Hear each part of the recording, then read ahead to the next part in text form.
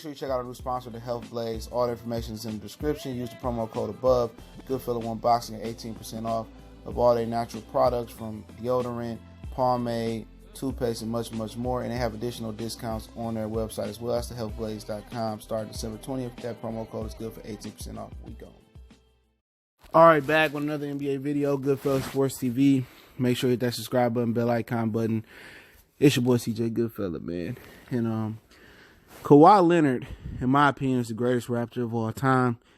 And I think it's just a reassurance or doubling down on it if he brings a championship in Toronto this year. Even if he leaves, get out of Toronto. He's had more of an impact than Vince Carter had. I think Vince Carter got them to the second round. Chris Bosh never got out of neutral. He never got out the first round. He had some, pretty good numbers in the playoffs. But this run by Kawhi Leonard, he single-handedly took a rookie head coach. He's took an abysmal playoff player in Kyle Lowry. He's took a virtually unknown commodity in Pascal Siakam.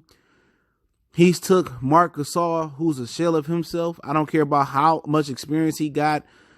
What is he doing now? He really ain't been helping that much. I mean, Norman Powell, Fred VanVleet, Serge Ibaka, who was a virtual no-show when the Oklahoma City Thunder, just as James Harden was, made it to the finals versus the Miami Heat years ago, and who ain't really done shit since. He's took the bad news Bears. He's took the little Giants, and he's dragged them to the playoffs. Vince Carter never had that impact.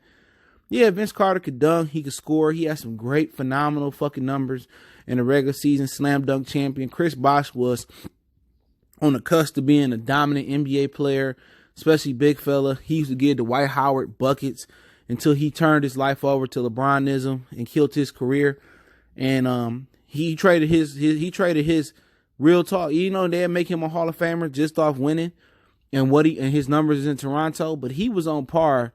If he could have got some help in Toronto, he never wanted to be there, no way. But had he not turned over to LeBronism, Chris Bosh would have been, looked at as probably a way better than Chris Webber, where he was going. I'm not going to say way better, but if he would have put the winning behind it, he could have been way better. Just looking at the overall grand scheme of things. But Kawhi Leonard has just proven he's just double down to me if he wins a championship that he's the best player in Toronto Raptor history. He won a championship. If he still leave and go to LA or go over to the hell he want to go, Abu Dhabi, wherever you want to play ball at. If he leave after this year, retired, he goes down as the most impactful, the greatest Toronto Raptor of all time. He is the best player on the NBA 2K Toronto Raptor fucking all-time team. Y'all can say Vince Carter did all this when he was here. He scored this many points, but you know what it ultimately comes down to? Wins and losses. He did what Vince Carter never can do. It's take the Raptors to the finals. He's did what Isaiah Thomas never could do as a general manager. Take the Raptors to the finals. He's did what Chris Bosh never can do. Take the Raptors to the finals. He's did what DeMar DeRozan, Dwayne Casey never can do. Take the Raptors to the finals. And I would like to see him stay in Toronto. I think it's huge for smaller market teams, even though Toronto isn't a smaller market city, but it's huge. They say, you asked Adam Silver the other day, the downside to having the finals in Toronto. Why the fuck would you ask that on ESPN?